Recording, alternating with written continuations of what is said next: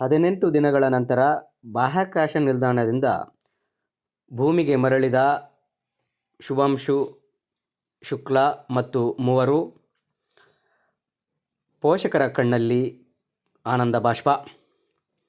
ಕಳೆದ ಜೂನ್ 25ರಂದು ಬಾಹ್ಯಾಕಾಶ ನಿಲ್ದಾಣಕ್ಕೆ ಭಾರತ ಮೂಲದ ಶುಭಾಂಶು ಶುಕ್ಲಾ ಮತ್ತು ಅವರ ಜೊತೆಗೆ ಮತ್ತೆ ಮೂವರು ಬಾಹ್ಯಾಕಾಶ ನಿಲ್ದಾಣಕ್ಕೆ ಹೋಗಿದ್ದರು.